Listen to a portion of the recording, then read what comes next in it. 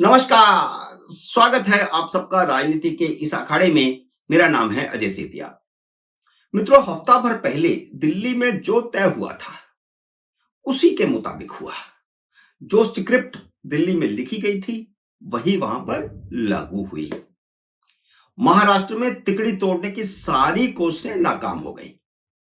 उसी तिकड़ी ने फिर से शपथ ले ली है जो पिछले 2.5 साल से काम कर रही थी। फर्क सिर्फ इतना पड़ा है कि शिंदे और फडणवीस की कुर्सियां बदल गई और वह बदलनी ही थी। नतीजे ही इस तरह के आए थे। अजीत पवार को कोई फर्क नहीं पड़ा। वे पिछले 5 सालों में 3 मुख्यमंत्रियों के साथ उप मुख्यमंत्री थे और अब चौथे मुख्यमंत्री के साथ भी उप मुख्यमंत्री हैं। अफवाहबाजों की आत्मा को शांति मिली होगी क्योंकि उनकी कोई अफवाह काम नहीं आई। वे इस उम्मीद पर जिंदा थे कि एकनाथ शिंदे आखिरी वक्त पर कोई खेल कर देंगे, शपथ ग्रहण में नहीं आएंगे, शपथ नहीं लेंगे, उप मुख्यमंत्री तो नहीं बनेंगे। वैसे तो अफवाहें वे पत्रकार उड़ा रहे थे जो चुनाव नतीजों से पहले उद्धव ठाकरे को या नाना पटोले को मुख्यमंत्री बना रहे थे। उन दोनों में से कोई मुख्यमंत्री बनेगा ऐसी भविष्यवाणियां कर रहे थे। वे अपनी भड़ास निकाल रहे हैं। इन सब पत्रकारों को नए नए शिगुफे संजय राउत दे रहे थे। वह शिवसेना के अखबार में सामना में काम करते थे। बाला साहब के मुंह लगे हो गए तो राज्यसभा पहुंच गए। उनका राजनीतिक इतिहास और राजनीतिक का ज्ञान बस इतना सा है। वह लगातार अफवाहें फैला रहे थे कि भाजपा ने शिंदे को इस्तेमाल करके फेंक दिया। शिंदे उप मुख्यमंत्री पद की शपथ नहीं लेंगे। शिंदे युग खत्म हो गया। वे 2.5 साल के नेता थे बस। वे अब कभी मुख्यमंत्री नहीं बन सकेंगे। अरे भाई, शिंदे तो सही जगह पर हैं, अपनी विचारधारा के साथ हैं। अपनी विचारधारा उन्होंने छोड़ी नहीं है। उनका युग खत्म नहीं हुआ है। अभी उप मुख्यमंत्री बने हैं, आगे चलकर केंद्र में कैबिनेट मंत्री भी बनेंगे। खुद आपका युग खत्म हो गया। आप तो अब राज्यसभा भी नहीं पहुंच पाओगे। और जिस शरद पवार के साथ मिलकर आपने उद्धव ठाकरे का बंटाधार किया, वह भी 15 महीने बाद राज्यसभा में लौट कर नहीं जा सकते। उनका राजनीतिक भविष्य भी खत्म हो गया। यह ठीक है कि चुनावों से पहले उन्होंने कहा था कि मैं अब कोई चुनाव नहीं लड़ूंगा, लेकिन महाराष्ट्र विधानसभा के चुनाव नतीजों ने तय कर दिया कि वह अब राज्यसभा का चुनाव लड़ भी नहीं सकते। अब आप भी सामना में बैठकर अपनी भड़ास निकालना, लिखना, या फिर हर रोज पत्रकारों को बुलाकर अफवाहें फैलाना। आपने बाला साहब ठाकरे का नमक खाया था। आपने शरद पवार की गोदी में बैठकर बाला साहब के बेटे का युग हमेशा के लिए खत्म कर दिया। आप शिंदे की बात मत करिए। और उद्धव ठाकरे हिंदू हृदय सम्राट के बेटे थे, हैं? उन्हें जालीदार गोल टोपी पहना दिया आपने। आने वाले 3-4 महीनों में मुंबई महानगर पालिका के चुनाव होने वाले हैं, जहां कभी बाला साहब ठाकरे की तूती बोलती थी। करीब 2 दशक, बल्कि उससे भी ज्यादा समय से मुंबई महानगर पालिका पर शिवसेना का कब्जा था। बाला साहब जिसे चाहते थे वही होता था, जो चाहते थे वही होता था। और महानगर पालिका का बजट विधानसभा से ज्यादा है, सरकार राज्य सरकार से ज्यादा है, इसलिए वह महत्वपूर्ण था।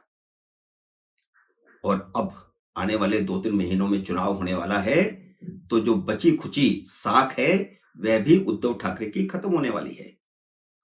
उद्धव ठाकरे को एहसास है कि उन्होंने मुख्यमंत्री पद के लालच में अपने पिता की कमाई को मिट्टी में मिला दिया, इसलिए वह शर्म के मारे शपथ ग्रहण में नहीं गए। जबकि जब उद्धव ठाकरे मुख्यमंत्री बने थे तो देवेंद्र फडणवीस उनकी शपथ ग्रहण में गए थे।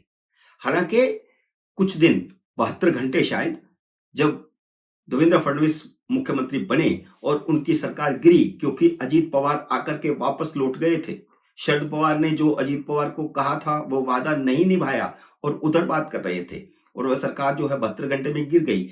और उसके बावजूद जब उद्धव ठाकरे मुख्यमंत्री की शपथ ले रहे थे तो देवेंद्र फडणवीस वहां पर मौजूद थे।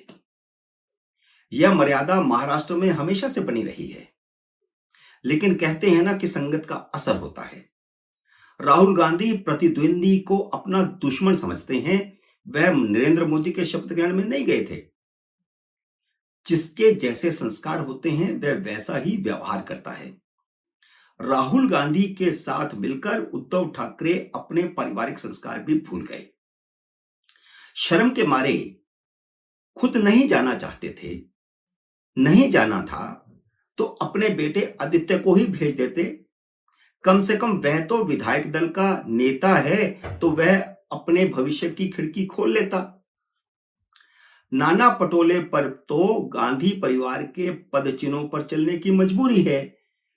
जब राहुल गांधी मोदी के शपथ ग्रहण में नहीं गए तो वह कैसे जाते, और बिना ऊपर से पूछे कैसे जा सकते थे, और पूछने की हिम्मत कैसे होगी उनको, जो कांग्रेस का बंटाधार वहां हुआ है। पर शरद पवार भी शपथ ग्रहण में नहीं गए, जो हमेशा महाराष्ट्र के संस्कारों की बात करते हैं, परंपराओं की बात करते हैं। कम से कम अपने भतीजे अजीत पवार के शपथ ग्रहण में जाते, उनको आशीर्वाद देते कि जो हुआ सो हुआ। शिंदे ने जब शपथ ग्रहण से पहले बाला साहब ठाकरे और आनंद दिघे का स्मरण किया तो उन्होंने अपने संस्कार दिखा दिए, और उद्धव ठाकरे ने अपने संस्कार दिखा दिए। शिंदे ने साबित किया है कि वह बाला साहब के संस्कारों के वारिस हैं। सिर्फ राजनीतिक वारिस नहीं है, संस्कारों के भी वारिस हैं। उन्होंने प्रधानमंत्री नरेंद्र मोदी को भी नमन किया। बात उस समय कुछ ऐसी हुई कि मोदी, शिंदे और राज्यपाल खिलखिलाकर हंसे। आप उन दोनों की बॉडी लैंग्वेज से ट्यूनिंग समझ लीजिए। वैसे भी शिंदे भाजपा से अलग नहीं होंगे, अलग होकर के कहां जाएंगे। वह विचारधारा से जुड़े हुए हैं। वह उद्धव ठाकरे जैसी गलती नहीं कर सकते। अफवाहबाज अफवाह उड़ा रहे थे कि वे विपक्ष के नेता बन जाएंगे, क्योंकि भाजपा के बाद जो सबसे ज्यादा सीटें जिसको मिली हैं वो शिंदे को मिली हैं, शिवसेना को मिली हैं, इसलिए वह विपक्ष के नेता बन जाएंगे। ऐसी ऐसी अफवाह उड़ा रहे थे। ऐसी अफवाहें कोई बुद्धिहीन ही उड़ा सकता है, क्योंकि वे राजनीति का गणित नहीं समझते, इसलिए इस तरह की अफवाहें उड़ाते हैं। शिवसेना के निर्वाचित 57 विधायकों में से 14 तो भाजपा के हैं, जो रणनीति के तहत शिवसेना की टिकट पर चुनाव जीते हैं। वैसे भी शिंदे को पता है कि यह 6 महीने साल का खेल है। इसके बाद उनको कद और बड़ा होने वाला है, उनको और बड़ा पद मिलने वाला है। और याद कीजिए, शिंदे 2014 से 2019 तक देवेंद्र फडणवीस की सरकार में बहुत छोटे मंत्री थे। जब देवेंद्र फडणवीस उनके नीचे उप मुख्यमंत्री बनना स्वीकार कर लिया था, तो शिंदे को उनके नीचे दोबारा उप मुख्यमंत्री बनने में क्या तकलीफ होती। और यह बात मैंने आपको कल भी कही थी कि सारे पत्रकार भ्रम में थे, शिंदे आएंगे नहीं आएंगे, शपथ लेंगे नहीं लेंगे। लेकिन मैंने कहा था कि उनको कोई परहेज नहीं है, क्योंकि जब देवेंद्र फडणवीस 5 साल मुख्यमंत्री रहने के बावजूद उनके नीचे उप मुख्यमंत्री बनने को तैयार हो गए थे, तो अब शिंदे को भी कोई दिक्कत नहीं होगी। राजनीति में यह उतार चढ़ाव होता है। सब कुछ दिल्ली में तय हो गया था। शिंदे ने उप मुख्यमंत्री बनना दिल्ली में ही मंजूर कर लिया था। बस बात सिर्फ इतनी थी कि वह गृह मंत्रालय की मांग कर रहे थे, ताकि पुलिस तंत्र उनके पास रहे। जैसा कि उद्धव ठाकरे जब मुख्यमंत्री बने थे तो गृह मंत्रालय एनसीपी को दे दिया गया था। यही उद्धव ठाकरे की वैसे गलती थी, जिसे संजय राउत ने अब माना है। क्योंकि अगर उद्धव ठाकरे के पास उस समय गृह मंत्रालय होता तो उनको सही समय पर सूचना मिलती कि उनकी पार्टी में चल क्या रहा है। इतने सारे विधायक उनसे नाराज क्यों हैं, खफा क्यों हैं, टूट कैसे रहे हैं, ये सारी जानकारी उनको होती। अमित शाह ने शिंदे की बात सुन ली थी कि वह गृह मंत्रालय चाहते हैं, लेकिन उनको कोई जवाब नहीं दिया था। वैसे जवाब ही इशारा होता है। क्योंकि कायदे से गृह विभाग मुख्यमंत्री के पास ही रहता है और यह पूरे देश में ही परंपरा है। कोई भी ऐसा राज्य शायद नहीं होगा दिल्ली को छोड़कर। केजरीवाल ने तो अपने पास विभाग रखे ही नहीं, क्योंकि उनको तो सिर्फ भ्रष्टाचार करना था। वैसे सारे देश में हर मुख्यमंत्री गृह विभाग अपने पास ही रखता है। मित्रों, उम्मीद है मेरा ये वीडियो आपको पसंद आया होगा। इसे लाइक और शेयर कीजिए। अगर आपने मेरे यूट्यूब चैनल को अब तक सब्सक्राइब नहीं किया तो कृपया सब्सक्राइब करके अपना आशीर्वाद दीजिए। जल्दी मिलते हैं अगले वीडियो में किसी अन्य विषय के साथ। तब तक नमस्कार।